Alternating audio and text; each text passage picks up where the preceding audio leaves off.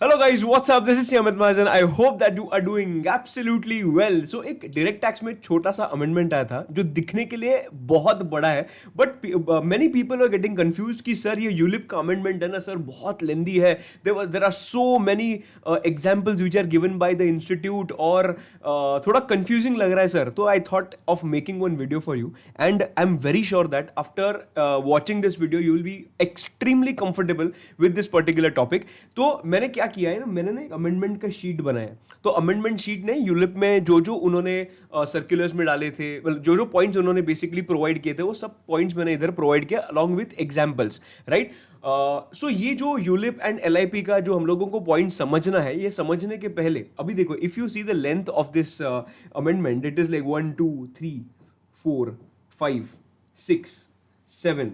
Now basically it runs in 7 pages, right? 7 pages में पूरा amendment run करता है, पर I will try to summarise everything. And ये जो समराइज होगा वो मैं 3 पेजेस में समराइज करूंगा तुम लोगों के लिए. और ये ना कुछ बड़ा अमेंडमेंट नहीं है, I am telling you upfront. अगर मैंने इंटर का बात किया तो डेफिनेटली ये बड़ा अमेंडमेंट नहीं है. तो मैं तुम लोगों को 2-3 सिचुएशंस सामने रखूंगा और इफ यू डू दो situations you will be extremely comfortable with this topic. चलो स्टार्ट करने के पहले I want to tell you that if you are new to this channel, please please please don't forget to hit a subscribe button, because इसमें बहुत सारे आपको videos मिलने वाले हैं. पूरा मतलब जीएसटी का अगर लेक्चर्स देखे, डायरेक्ट टैक्स का एक 1 डे मैराथन लेके आने वाला हूँ. पूरा पूरा दिन बैठ के हम लोग डायरेक्ट टैक्स कंप्लीट करेंगे. अगर तुम लोग फाइनल में हो, इनडायरेक्ट टैक्स के बहुत सारे वीडियोस आपको इधर मिलेंगे. तो ये this channel can be helpful for you. You see if it is helpful you can hit a subscribe button. And yes, before starting, if you have not yet liked the video, please do hit a like button. Comment के बारे में बाद में and में बात करता हूँ. चलो, मैं तुम लोगों को बोला था कि मैंने 3 पेजेस में समराइज किया है. सो बेसिकली मैंने समराइज सिर्फ एक्चुअली 2 ही पेजेस में किया है, एक नंबर 1 एंड नंबर 2. ये 2 ही पेज तुम लोगों के लिए क्या है, रेलेवेंट है. बाकी कुछ भी रेलेवेंट नहीं है. अभी से इधर ध्यान देना, ये पूरा का पूरा अमेंडमेंट समझने के पहले you need to understand, we need to have some ground work ready, और उसके बाद ही हम लोग ये क्या कर सकते हैं, अमेंडमेंट समझ सकते हैं. Now if I talk about this ground work for LIP amendment. Now LIP क्या है, life insurance policy. ULIP is not for inter, LIP is for inter, right. So मैं थोड़ा सा तुम लोगों का बेस क्लियर करता हूं कि एग्जैक्टली क्या हम लोग ने अभी तक पढ़ा है. If you remember we had done section number 80C, और 80C में एक पॉइंट था एलआईसी प्रीमियम का. याद है एलआईसी प्रीमियम? एलआईसी में अगर मैंने प्रीमियम पे किया then in that case it is my investment. So government is encouraging you to do that investment. Now government is saying कि ठीक है, तूने अगर एलआईसी में प्रीमियम के लिए इन्वेस्ट किया होगा तो तुझे हम लोग क्या दे देंगे, वो प्रीमियम का डिडक्शन दे देंगे. नाउ प्रीमियम का डिडक्शन कितना मिलेगा, that was dependent upon the time when you had purchased the policy. अभी for example if you have purchased the policy prior to 1/4/2012, then whatever premium you are paying or 20% of the policy value, whichever is lower, is going to be allowed as deduction. बराबर है, 1/4/2012 के पहले policy लिया होगा तो ठीक है. अगर मैंने 1/4/2012 और उसके बाद पॉलिसी लिया होगा, देन इन दैट केस यही जो रिस्ट्रिक्शन था 20% का, they have reduced this to 10%. मतलब मैंने जो प्रीमियम पे किया है that will be restricted to the extent of 10% of policy value whichever is lower. एकदम मस्त, इधर तक कुछ लोचा नहीं है, प्रॉब्लम नहीं है, एक नंबर. आगे हम लोग बढ़ते हैं विद द नेक्स्ट पार्ट. उन्होंने बाद में और एक पॉइंट ऐड किया, अगर तुम लोग हैंडीकैप्ड हो, मतलब जो 80U एंड 80DDB के अंदर अगर तुम लोग फॉल हो रहे हो डिसेबिलिटी से, देन इन दैट केस अगर तुम लोग ने पॉलिसी लिया है ऑन और आफ्टर 1/4/2013, ऑन और आफ्टर 1/4/2013 इनके लिए अगर पॉलिसी लिया होगा तो उनको एडिशनल बेनिफिट, मतलब क्या, जितना प्रीमियम पे किया उन लोगों के लिए, और 15% of the policy value whichever is lower, right. एकदम perfect. So can I say I have 3% with me. अगर मैंने प्रायर टू 1/4/12 पॉलिसी लिया होगा तो आज मैं प्रीमियम जितना पे करूंगा और 20% of the policy value whichever is lower का मुझे क्या मिलने वाला है, डिडक्शन मिलने वाला है. Point number 1. पॉइंट नंबर 2, अगर पॉलिसी ऑन और आफ्टर 1/4/2012 किया होगा देन प्रीमियम पेड और 10% of the policy value whichever is lower. But तीसरा पॉइंट है, अगर तो एक हैंडीकैप्ड होगा, मतलब 80U और 80DDB में if you are following, then in that case and the policy is taken on or after 1/4/2013, then in that case the amount of deduction is going to be premium paid or 15% of the policy value whichever is lower. एकदम मक्खन. चलो हम लोग अभी आगे बढ़ते हैं with the next part. याद है हम लोग ने एक सेक्शन देखा था, सेक्शन 194DA. 194DA करके एक TDS में सेक्शन था. अगर नहीं भी देखा होगा मैं पूरा अभी इधर एक्सप्लेन करने वाला हूँ, बिल्कुल टेंशन मत लेना। बिकॉज क्या है, if I start explaining here, if I से कि नहीं वो पहले वीडियो देख के आओ, तो तुम लोग उधर जाके वीडियो देखोगे नहीं, अरे यार इधर उधर कौन जाएगा वीडियो देखने के लिए, तो अल्टीमेटली वो स्किप हो जाएगा। इसकी वजह से आई थॉट कि ठीक है 10 मिनट एक्स्ट्रा वीडियो जला तो भी चलेगा, बट एटलीस्ट यही वीडियो में तुम लोगों को वन स्टॉप सोल्यूशन मिल जाएगा, ठीक है ना। ओके, बिकॉज तुम लोग को मैं जानता हूँ, तुम लोग को भाई जानता हूँ, तुम लोगों को मैं इतना ऐसा आलस एकदम ऐसा अंदर जाके बैठ गया वो ठीक है ना। चलो स्टार्ट करते हैं। 194 डीए, 194 डीए क्या होता है ना, टीडीएस का बात की है। देखो मतलब when maturity proceeds of life insurance will be paid by the insurance company. For example I am the insurance company, you are the investor. तुम लोग ने मेरे कंपनी में इन्वेस्ट किया है इंश्योरेंस पॉलिसी लेके, मैं मैच्योरिटी के टाइम पे तुम लोगों को पेमेंट कर दूंगा। मैं जो ये पेमेंट तुम लोगों को कर रहा हूं ना, द क्वेश्चन इज ये पेमेंट जो मैच्योरिटी प्रोसीड्स है वो तेरे लिए एग्जेम्प्ट होगा या टैक्सेबल होगा, इसके बारे में हम लोग चर्चा करेंगे। तो उन्होंने क्या बोला, अगर ये तेरे लिए टैक्सेबल होगा तो मैं टीडीएस काट के पेमेंट करूंगा। अगर ये तेरे लिए एग्जेम्प्ट होगा तो ऑफ कोर्स मैं जब भी पेमेंट करूंगा तभी टीडीएस नहीं काटूंगा। एकदम सिंपल है, एकदम परफेक्ट है। Okay, now when do you say that it is not taxable in your hand, मतलब it is exempt from your hand, and when do you say that this maturity proceeds are going to be taxable in your hand?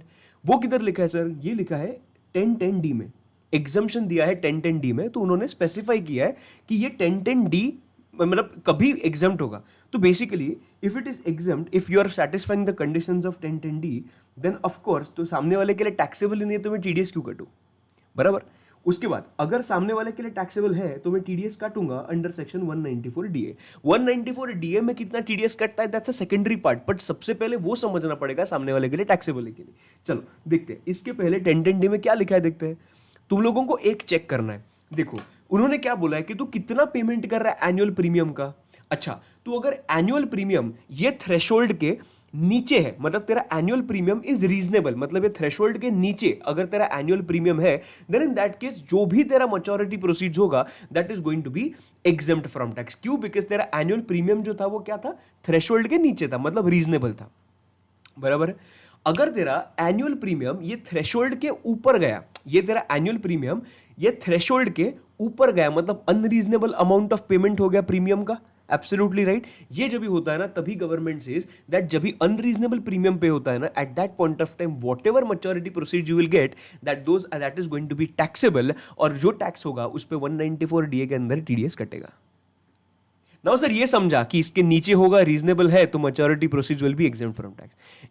इसके ऊपर होगा अगर annual premium, तो actual ऊपर है ना, तो अगर एक्चुअल ऊपर होगा तो अनरीजनेबल, मतलब तेरे लिए टैक्सेबल। तेरे लिए टैक्सेबल मतलब मैं काट के देगा क्या, टीडीएस। चलो अभी हम लोग ये थ्रेशोल्ड देखते हैं। थ्रेशोल्ड क्या है, एकदम एकदम सिंपल है रे, जो हम लोग ने 80C में पढ़ा ना, वही है 10%, 15%, 20%।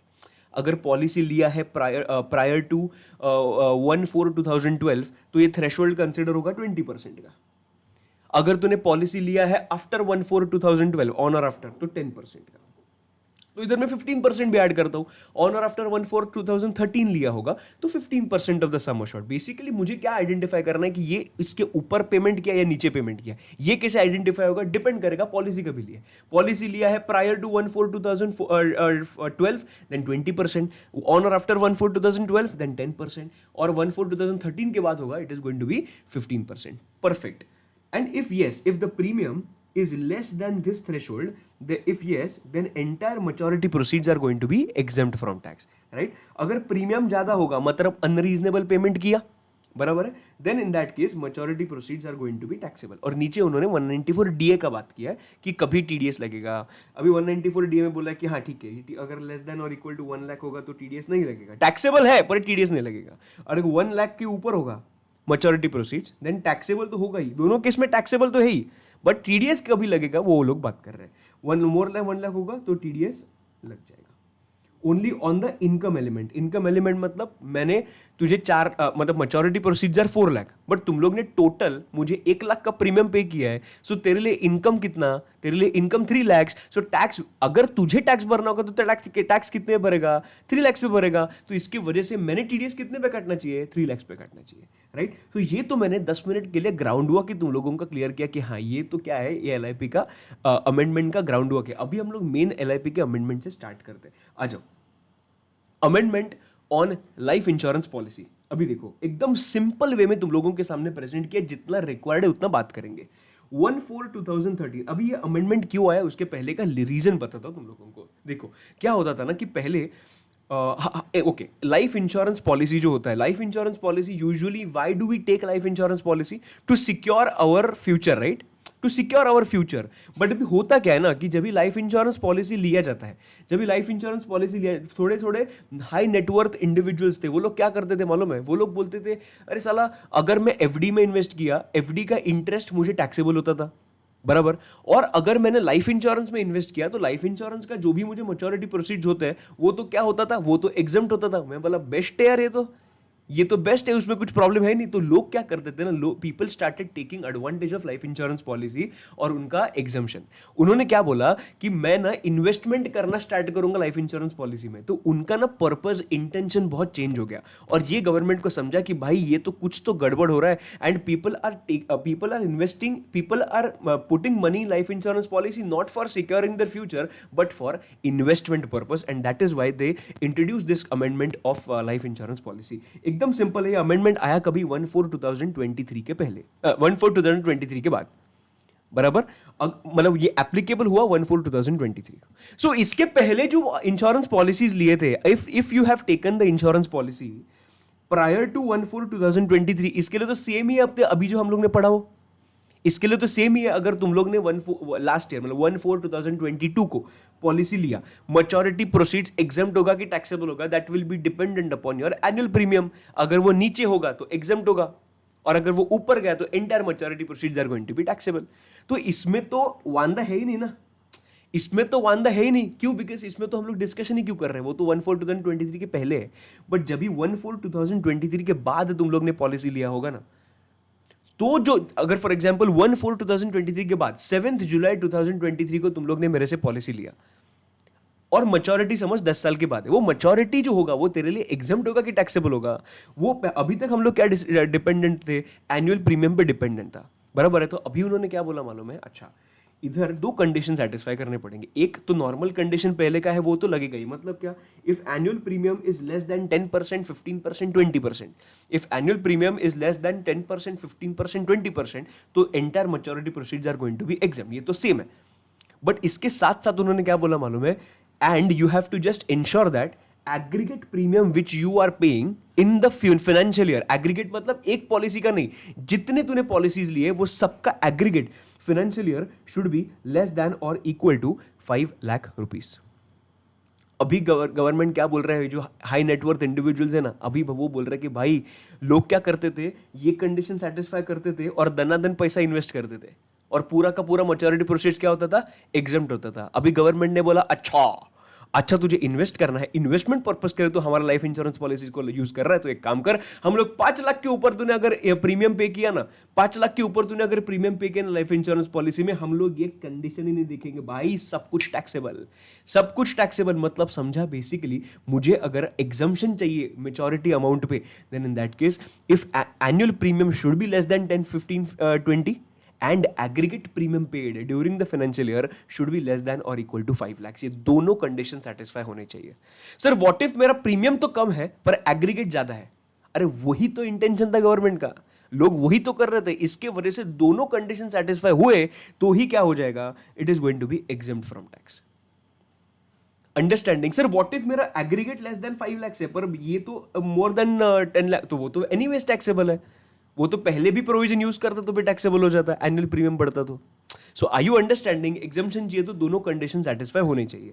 उसमें और एक पॉइंट है sir, what if the premium में क्या होता है ना, प्रीमियम पे जीएसटी भी लगता है, प्रीमियम पे जीएसटी भी लगता है। तो ये जो हम लोग 5 lakhs में इंक्लूड करेंगे ना, that will B exclusive of GST, बराबर है, perfect. And the limit of 5 lakhs shall not include term life insurance. Term life insurance मतलब जो मरने के बाद बेसिकली पैसा जो मिलता है वो तेरे रिलेटिव्स को जो मिलता है, that is term life insurance. Term life insurance में हम लोग जो प्रीमियम पे करते हैं वो चीज इसमें इंक्लूड नहीं होगा 5 lakhs में। It will be purely life insurance policy, not term life insurance policy. Understanding? तो आई होप तुम लोगों को समझा होगा। ये एक मैंने जो एक्सप्लेन किया वो इसके पहले होगा, सवाल ही नहीं है। इसके बाद में होगा यस, दोनों कंडीशन सेटिस्फाई करने पड़ेंगे। If annual premium should be less than और equal to 10, 15, 20 and aggregate premium during the financial year should be less than or equal to 5 lakh rupees. I hope crystal clear एकदम. ठीक है, अभी हम लोग situations देखेंगे और मस्त तुम लोगों को मजा आएगा. ये 3 सिचुएशन से तुम लोगों के 10 एग्जांपल्स बने हैं. जो 10 एग्जांपल्स तुम लोगों के इसमें लिखे हैं ना, मेरी भी जो शीट है उसमें जो लिखे हैं ना 10 एग्जांपल, ये 3 सिचुएशंस पे बेस्ड है. ये 3 सिचुएशंस समझो, 10 एग्जांपल्स पॉकेट में.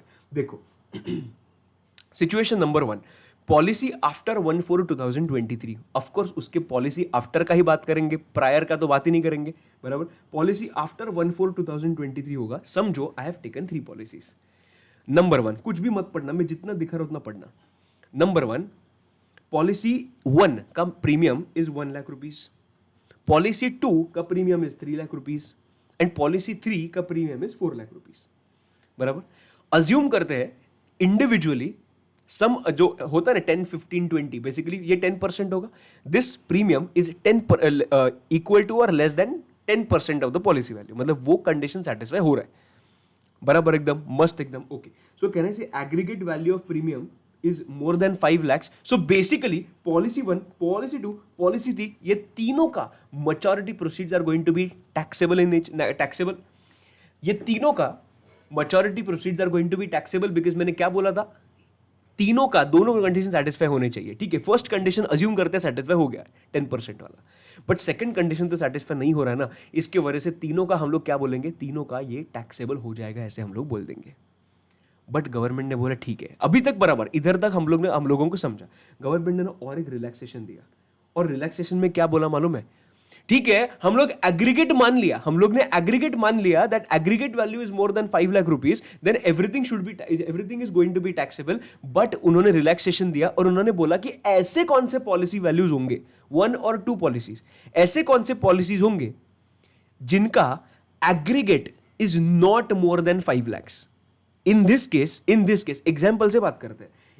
पॉलिसी 1 एंड पॉलिसी 2, इनका एग्रीगेट 5 लाख के ऊपर जा रहा है क्या, नहीं जा रहा है. तो हम लोग ये पॉलिसी 1 एंड पॉलिसी 2 को क्या कर देंगे, एग्जम्प्ट कर देंगे, और सिर्फ पॉलिसी 4 क्या कर देंगे, टैक्स कर देंगे. वो लोग क्या बोल रहे हैं मालूम है, पहले देखो पॉलिसी 1 2 3 एग्रीगेट मिला के, if it is more than 5 lakhs ठीक है, मतलब maturity proceeds are going to be taxable. अभी देखो इंडिपेंडेंटली अगर बात किया, इंडिपेंडेंटली एग्रीग मतलब 2 और मोर पॉलिसीज अगर मैंने एक साथ किए, ऐसे कौन से पॉलिसीज है जो 5 लाख क्रॉस नहीं करते.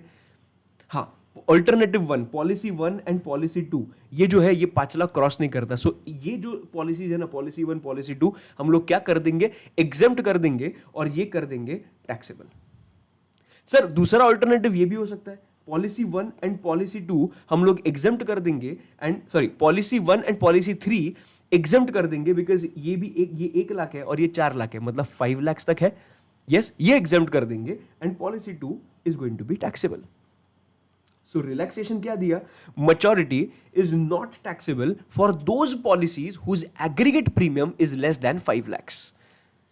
अंडरस्टैंडिंग. सो बेसिकली पहले देखना क्या है, पहले देखना है एग्रीगेट, उसके बाद इंडिविजुअली परमिटेशन कॉम्बिनेशन लगा के, कॉम्बोज लगा के देखो. Understanding, okay. और कॉम्बो खुद के साथ नहीं हो सकता, 2 पॉलिसीज तो मिनिमम चाहिए, तो ही कॉम्बो बनेगा ना, बराबर. Alternative 1 is 1 and 2 is going to be exempt. देखना, बिकॉज 1 एंड 2 4 लाख ही होता है, बराबर है.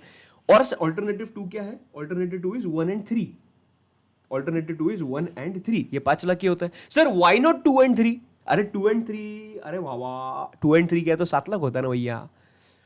तो एग्रीगेट तो लेस देन 5 lakhs नहीं है, तो इसके वजह से कॉम्बोज पहले क्या देखो, तीनों का एग्रीगेट, उसके बाद देखो ऐसे कौन से कॉम्बोज बनते हैं क्या जो कॉम्बोज के हिसाब से मेरा एग्रीगेट इज लेस देन और equal to 5 lakhs. If yes, all those policies will be exempt, बाकी एवरीथिंग विल बी टैक्सेबल. एकदम मस्का. और क्वेश्चंस करेंगे ना, ये जो क्वेश्चंस जो एग्जांपल्स दिए ना, करेंगे मस्त टकाटक. सिचुएशन नंबर 2, अभी ये सबसे डिफिकल्ट समझने के बाद ये एकदम हलवा लगता है. देखो ना, पॉलिसी आफ्टर 1/4/2023, ठीक है, मेरे पास 2 पॉलिसीज है. Number 1 policy 1, policy 2. सबसे पहले क्या देखना है, एग्रीगेट. एग्रीगेट में कितना आता है, 4 lakhs and 7 lakhs. So can I say it is definitely more than 5 lakhs? Yes, so more than 5 lakh है ना दोस्त, इसका मतलब टैक्सेबल होने वाला है। अभी देखो, इधर तो दो ही वैल्यूज है, दो ही पॉलिसीज है। इन दिस केस ऐसा कौन से पॉलिसीज है क्या जो 5 लाख के ऊपर नहीं जा रहे हैं? Yes, we have a policy, policy 1, we have a policy, policy 1, तो वो 5 लाख के ऊपर नहीं जा रहा है, तो पॉलिसी 1 हम लोग क्या कर देंगे, एग्जम्प्ट कर देंगे।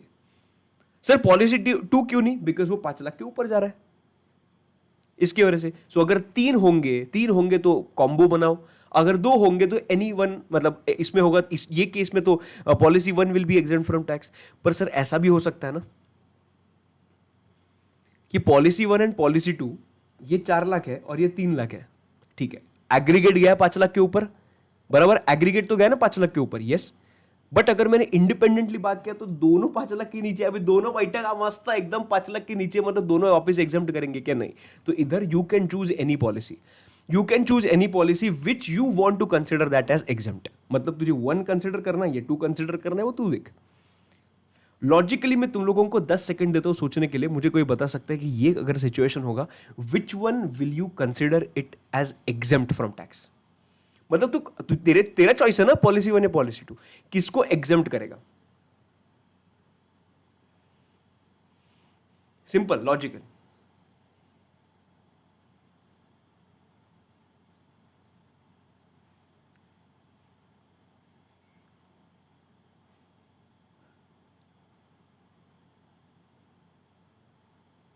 अभी ना वीडियो पॉज करके ना नीचे कमेंट में मुझे लिखना इसका आंसर। इसका आंसर तुम लोग ने क्या सोचा था ना, इसका आंसर एकदम फ्रैंकली लिखना, एकदम फ्रैंकली, मतलब ऐसा डिग्री का कसम, एकदम फ्रैंकली लिखना। सो इन दिस केस जिसका जिसका टैक्स सबसे ज्यादा आता है, जिसका टैक्स सबसे ज्यादा आता है, ऑफकोर्स मैं वो एग्जाम्प्ट करूंगा। सो अगर मैं पॉलिसी 1 में 4 लाख प्रीमियम पे कर रहा हूं और पॉलिसी 2 में 3 लाख प्रीमियम पे कर रहा हूं, generally which maturity amount will be the highest? Of course policy 1 का maturity amount will be the highest, so मुझे इधर ज्यादा टैक्स पे करना पड़ेगा। चलो इसको क्या कर देते हैं, सल्टा देते हैं, मतलब इसको कर देते हैं exempt फ्रॉम टैक्स। अंडरस्टूड? तो ऐसा तुम लोग क्या कर सकते हो ना, ऐसा तुम लोग बेसिकली सोच सकते हो। और कभी पूछा नहीं पूछा मेरे को नहीं मालूम, मैं जस्ट तुम लोगों को पूछा कि क्या करोगे तुम लोग, ठीक है। सो सिचुएशन 1, सिचुएशन 2, सिचुएशन 3 हम लोगों का ये कंप्लीट हो गया। अभी ये इतना ही है, ये इतना ही है। अभी जो परमिटेशन कॉम्बिनेशन आएगा तुम लोग फोड़ सकते हो, एक एक परमिटेशन कॉम्बिनेशन मैं तुम लोगों को प्रूव करूंगा। देखो एग्जाम्पल नंबर 1 पे आता है, एग्जाम्पल नंबर 1 पे आओ और तुम लोग देखो, दो कंडीशन सब लोगों को याद है, आई होप, यस।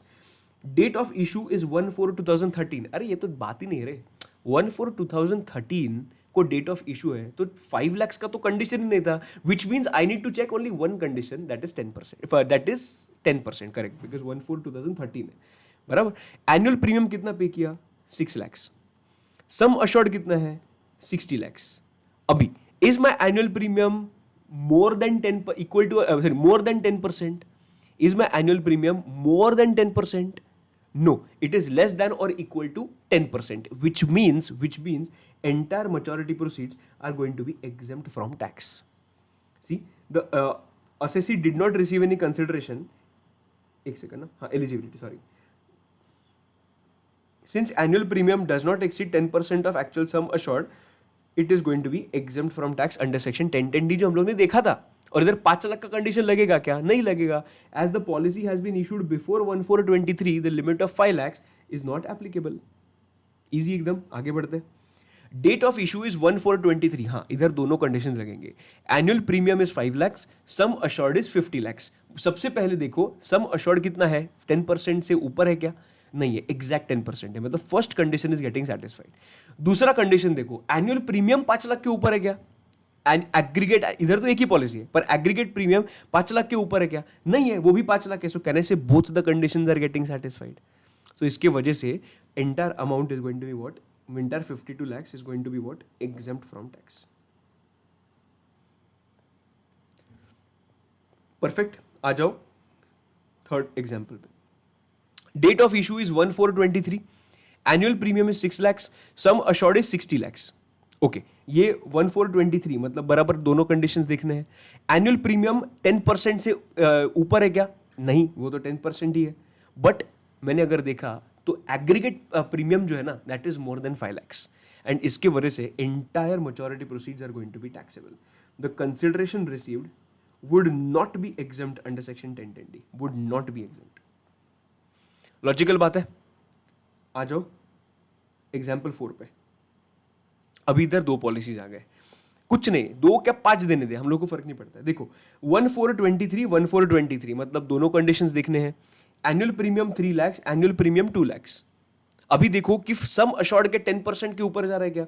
नहीं, ये तो एग्जैक्ट 10 है, ये भी एग्जैक्ट 10 है, तो मतलब first condition is getting satisfied. Second condition, aggregate जो प्रीमियम है, is it more than 5 lakhs? No, it is less than or equal to 5 lakhs, which means whatever maturity proceeds I will receive for both the policies are going to be exempt from tax, because दोनों conditions satisfy हो गए. So in this case, aggregate annual premium payable for this does not exceed 5 lakhs during these policies. सीधा मैं amount पे आता हूँ. Therefore, consideration received under LIP A and B would be exempt under section 1010D. मैं तुम लोग को बोल रहा हूँ कुछ फर्क नहीं है, एग्जाम्पल्स कितने भी देने दो. अभी देखो, date of issue is 1423, date of issue 1423, मतलब दोनों कंडीशन देखने हैं. Annual premium is 4,50,000 and B का 5,50,000. कंडीशन नंबर 1 सबसे पहले देखो दोनों पॉइंट्स में कि इज इट लेस देन और equal to 10%. Yes, it is equal to 10% and this is also equal to 10%. Perfect. Second condition क्या है? Aggregate of the premium should not exceed 5 lakhs. Correct है, पर इट इज एक्सीडिंग 5 lakhs. बराबर, तो aggregate तो exceed हो रहा है, बट कहने से I can claim exemption for 1 जिनका 5 लाख के नीचे है, दैट इज 4,50,000. अपने केस में सिचुएशन 2 था, अपने केस में सिचुएशन 2 था.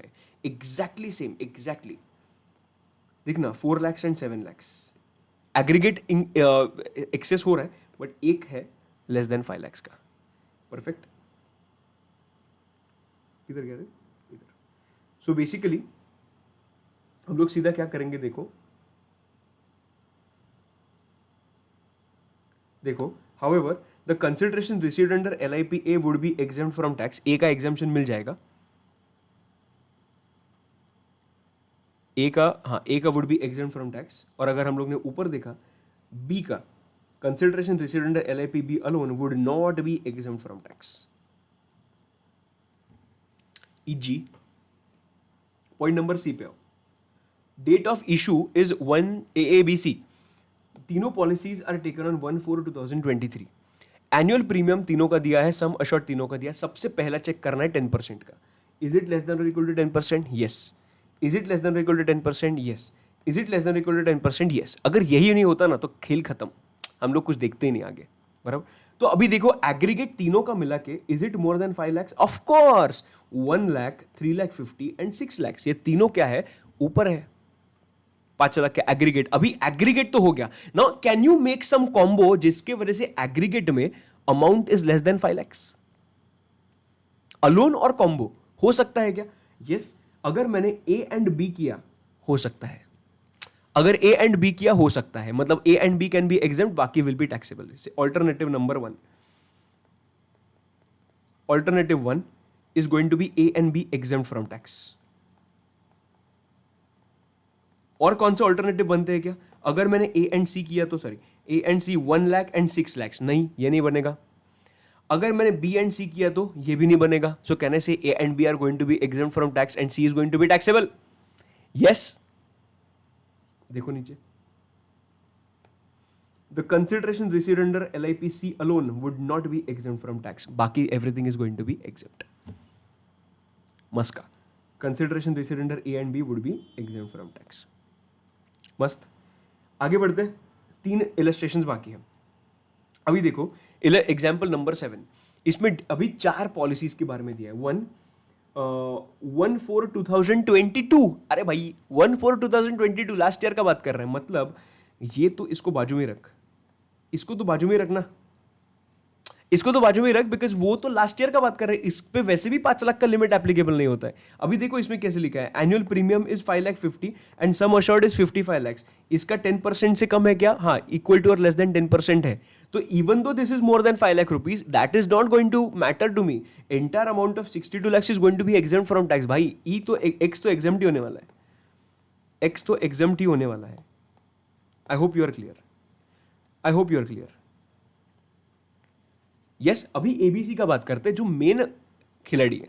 ABC में लिखा है 1423, 1423, 1423, राइट। एनुअल प्रीमियम अगर बात किया एग्रीगेट तो 1 लाख, 3.5, 6 लाख, उसके पहले देखो 10%, 10%, 10% है क्या? Yes, this is getting satisfied. This is also less than or equal to 10% and this is also less than or equal to 10%. Second condition देखो aggregate का. Aggregate is more than 5 lakhs. Yes, it is more than 5 lakhs. ऐसा कौन सा combo बन सकता है कि ऐसा कौन सा खुद पॉलिसी हो सकता है कि जिसका value is less than 5 lakhs. सो 1 लाख भी हो सकता है एंड 3 लाख भी हो सकता है एग्रीगेट. सो 4 लाख 50 आएगा, बराबर है. अगेन 3 लाख 50 एंड 6 lakhs नहीं आएगा, 1 lakh and 6 lakhs भी नहीं आएगा. सो कैन आई से in this case also A is going to be exempt, B is also going to be exempt, and this is going to be taxable. So can I say C alone will be taxable? Everybody, C alone will be taxable. Consequently, the consideration received under LIPC alone would not be exempt under section whatever 1010D and AY 3334. Easy. चलो अभी last 2 examples. अभी ध्यान देना, X ABC same है, X ABC. अभी date of issue क्या है? Date of issue 1423. हाँ ठीक है, ये खिलाड़ी करेक्ट खिलाड़ी है क्योंकि हम लोगों को 5 लाख और 2 लाख, सॉरी 5 lakhs एंड 10, 15, 20 वाला ही खिलाड़ी चाहिए, दोनों वाला. सो ये सेटिस्फाई हो रहा है. This is also after, this is also after, this is also after. Perfect है, मतलब ये चारों इंपॉर्टेंट है. Annual premium is 4 lakh 50, 1 lakh, 1 lakh 50 and 6 lakhs. Now I try to identify. Okay, सबसे पहले देखो 10%, 10% वाला सीन है क्या? हाँ, ये 10% है, ये 10% है, ये 10% है, ये 10% है. Definitely yes, first condition is getting satisfied. Next वाला देखो कि वो aggregate more than 5 lakhs है क्या? Yes, aggregate is more than 5 lakhs. Of course, 4 lakh 50 plus 1 lakh plus 150 plus 6 lakhs. Definitely. Now you try to make combos and tell me तुम लोग क्या क्या alternatives बना सकते हो. इसमें तो alternatives बन सकते हैं, right? So number one 450 and 1 lakh नहीं बन सकता. 450 एंड 150 नहीं बन सकता. 450 एंड 6 lakhs नहीं बन सकता. ओके, 1 लाख एंड 150 बन सकता है. सो A and B is exempt. ये ऑल्टरनेटिव 1 के हिसाब से आता है, बराबर है. उसके बाद B एंड X बन सकता है, नहीं बन सकता. ये और ये ऑलरेडी बन गया, ये और ये भी नहीं बन सकता, तो ये भी नहीं बनेगा. 6 lakhs का तो सवाल ही नहीं बनता है. सो can I say I have only one answer, that is A and B will be exempt from tax. A and B will be exempt from tax. X and C will be taxable.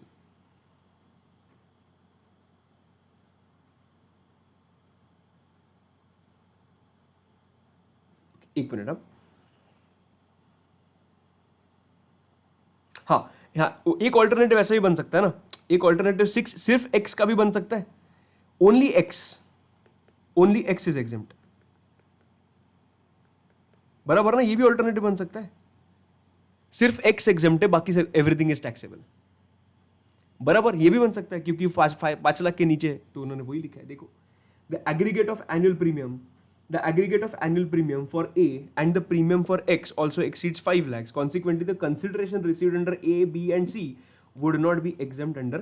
मैंने तुम लोगों के सामने alternative रख दिए, पर तुम लोगों को ये जो आंसर लिखा है वो भी मैंने बताया कि ये क्या वो लोग बोल रहे हैं कि X will be exempt because वो अलोन 5 लाख के नीचे, बाकी सब कुछ बिकॉज वो उनके साथ किसी का भी कॉम्बिनेशन हुआ ना वो टैक्सेबल हो जाता है. तो X अलोन को क्या करते थे हम लोग टैक्सेबल, तो वो भी हो सकता है, राइट. अंडरस्टैंडिंग पक्का. और इधर वो क्यों बेटर है ऑल्टरनेटिव यूज करना, because it has higher amount of consideration. मतलब देखना 50 lakhs इसमें कवर्ड है. अगर ये एग्जाम्प्ट किया ना 50 का 50 lakhs क्या निकल जाएगा, एग्जाम्प्ट हो जाएगा. पर इधर हम लोग ने A एंड B अगर एग्जाम्प्ट कर दिया तो इसका कितना फायदा हो रहा है, मेरा कितना मैच्योरिटी प्रोसीड्स है, ओनली 30 lakhs ना, ओनली 30 lakhs ना. So it is better to consider it is better to consider X as exempt and बाकी everything taxable. Are you understanding? समझ रहा तुम लोगों को?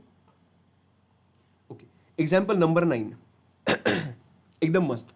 Example number 9, XABC, date of issue is 1423, 1424, 1424, 14. अपने खिलाड़ी एकदम मस्त है. उसके बाद एनुअल प्रीमियम अगर बात किया तो पहले देखो कि 10% वाला हो रहा है क्या. हाँ, हो रहा है, अभी हो रहा है. अपने को अभी इतना फटाफट आता है. अभी देखो एग्रीगेट कितना है दोस्त, अच्छा एग्रीगेट 2.5 टू 2.56 मतलब डेफिनेटली 5 लाख के ऊपर है। चलो बनाओ कॉम्बोज तो। ऑल्टरनेटिव नंबर 1 क्या बनेगा?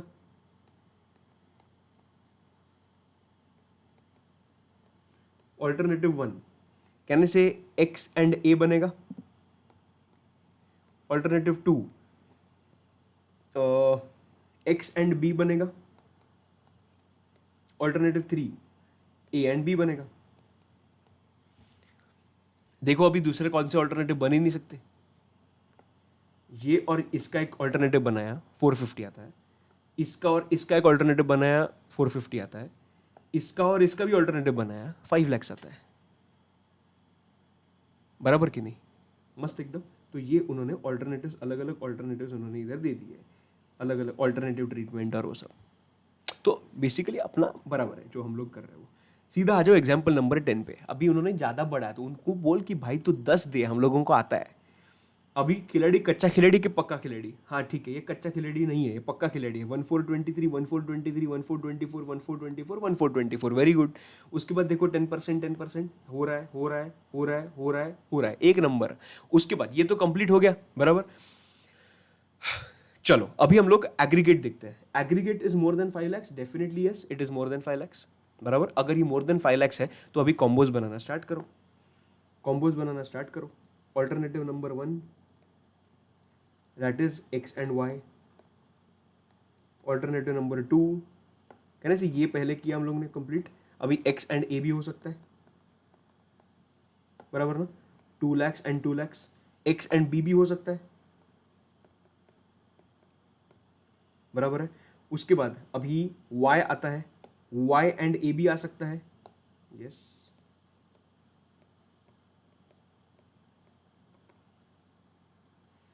y एंड b भी आ सकता है। Sixth alternative a and x तो ऑलरेडी हो गया, a एंड b भी आ सकता है। तो इतने सारे ऑल्टरनेटिव्स बन सकते हैं। सो बेसिकली इतने सारे ऑल्टरनेटिव्स अपने बन सकते हैं, ये बेसिकली उन लोगों को बोलना है। तो ये सब ऑल्टरनेटिव्स का उन्होंने क्या किया, ट्रीटमेंट दे दिया है। अंडरस्टैंडिंग पक्का एकदम। और जिसमें जब तुम लोग जो कंप्यूट करोगे तभी तुम लोगों को जीएसटी का कंपोनेंट कंसिडर नहीं करना है दोस्त। उसमें क्या नहीं करना है, जीएसटी का कंपोनेंट तुम लोगों को कंसिडर नहीं करना है। उसमें उन्होंने और एक चीज़ दिया है, और एक चीज़ दिया है, वो जो तुम लोगों को टैक्स लगेगा ना, वो जो तुम लोगों को टैक्स लगेगा ना, वो टैक्स किस पे लगेगा समझ के, हाँ ठीक है it is going to be taxable, हम लोग ने बोल दिया बराबर। तो वो टैक्सेबल किधर होगा, वो टैक्सेबल मैच्योरिटी प्रोसीड्स किधर टैक्सेबल होगा मालूम है? मैच्योरिटी प्रोसीड्स टैक्सेबल होंगे इनकम फ्रॉम अदर सोर्सेस में। इनकम फ्रॉम अदर सोर्सेज में मैच्योरिटी प्रोसीड्स टैक्सेबल होंगे, पर वो कैसे होगा? Maturity proceeds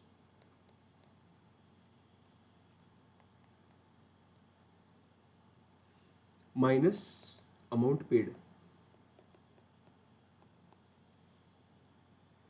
as premium where assessee had not taken any deduction of such amount in any other section। तो इसका मतलब फॉर एग्जाम्पल 3 साल है, year number 1, year number 2 and year number 3। इसमें मैंने 2 लाख प्रीमियम दिया, इसमें मैंने 2 लाख प्रीमियम दिया, इसमें मैंने 2 लाख प्रीमियम दिया बराबर एकदम। और हाँ इसमें 2 लाख प्रीमियम दिया। टोटल सम अश्योर्ड कितना है?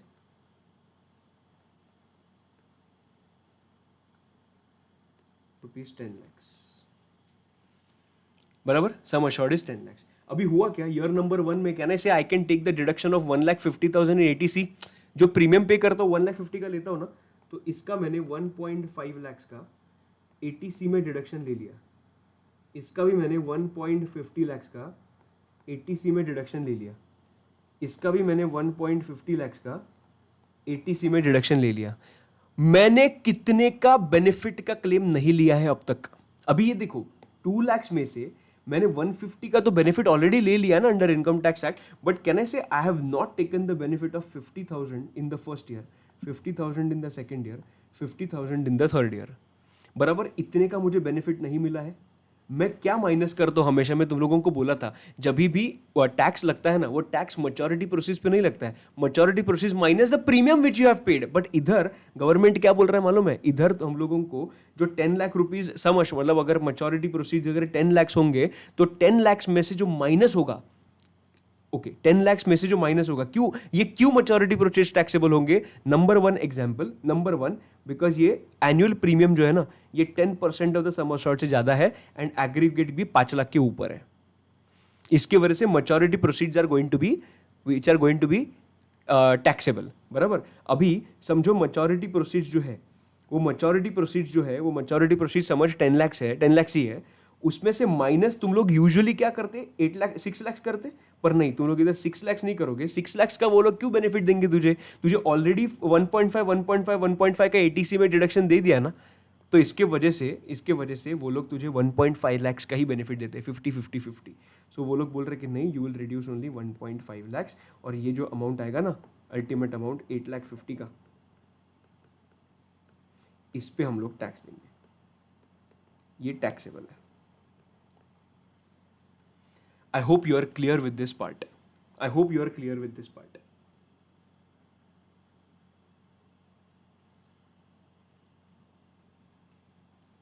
एकदम मस्त। ये देखो उन्होंने वो इधर लिखा है, इधर सब